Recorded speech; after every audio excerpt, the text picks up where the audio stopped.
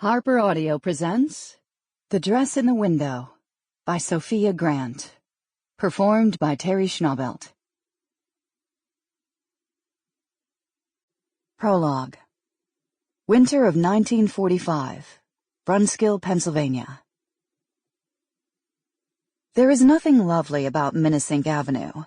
If it ever could have been said to enjoy a period of prosperity, when steam engines came along toward the end of the last century to boost the production of the tweeds and plaids, the blankets and shawls, the zephyrs, and most of all the rough, heavy cottonade, called Negro cloth everywhere but in the Center City salesroom, that period came at the expense of the stooped and mute workers, some of them as young as 7, working 13 hours a day, and never earning enough to rise out of the cheap, cramped housing in the floodplain of the Schuylkill.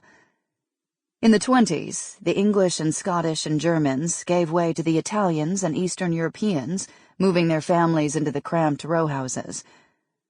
Across the river, Philadelphia may have been dubbed the workshop of the world, but in the mills, the spinners and carders and mules toiled as miserably as ever, making carpets, upholstery fabric, and woolen plush, and still only the bosses seemed to thrive, moving their families up the river to Roxborough. The mill complexes expanded, reinforced concrete and brick grafted onto the old stone, ingesting the workers hungrily before dawn, and belching out smoke as though they had swallowed whole the modest dreams and hopes, the bodies bent by the work and crippled by swollen joints and spinners' phthisis. The Depression delivered its merciless judgment and sent the last of the cotton south. Their eyes finally opened, perhaps. The bosses strived and pleaded, but the workers, long accustomed to calamity and so inured to tragedy as to be nearly indifferent to their fate, took a gamble and demanded $6 more a week. The last of the textile mills were shuttered, and the only smoke in the sky was from pulp and paper production. All those buildings, empty save for squatters and thieves, their forges and furnaces cold. When they occasionally caught fire and burned, the few souls who remained in the tenements on the hill watched from their filthy windows and cursed in half a dozen languages. There is no reason for you to find yourself here. The odors wafting from the river are foul. The grit in the air, drifting from the rail tracks, will find its way into your eyes and nostrils and lips, until you taste ash that makes you think of the terrible stories coming back from Europe, the burnt skeletons they found in the pits, all those babies killed before they could ever find their mother's breasts.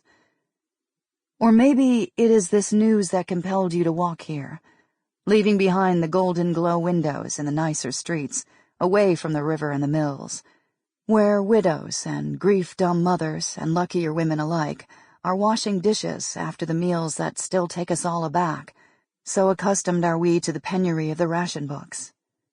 Who knows what to do with a chop fried in butter, after all these months of watery stews bobbing with offal?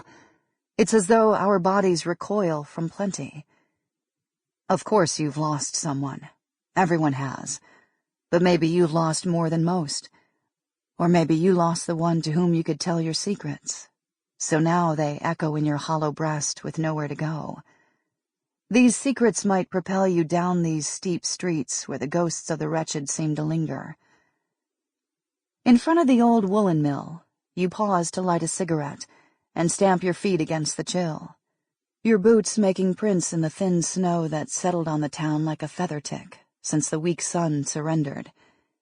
Inhaling with no great pleasure, you notice a faint glow from within the largest of the buildings, the original stone one that housed the mill's offices, where visitors were received. But it is not so different from all the others now. Windows boarded and broken, anything of value carted off long ago. The cornerstone is carved with the numerals 1881. Over the door the legend, Murphy and Son, stands stately and proud. There is no way for you to know that the younger Murphy perished from influenza before the doors of the mill ever opened for business. The last man to own the building was named Brink, and he had no sons at all. Brink was a modest man, and a silent one, so the workers who loomed the fine wovens in his factory had no access to his inner thoughts and dreams, except on the Sample complete. Ready to continue?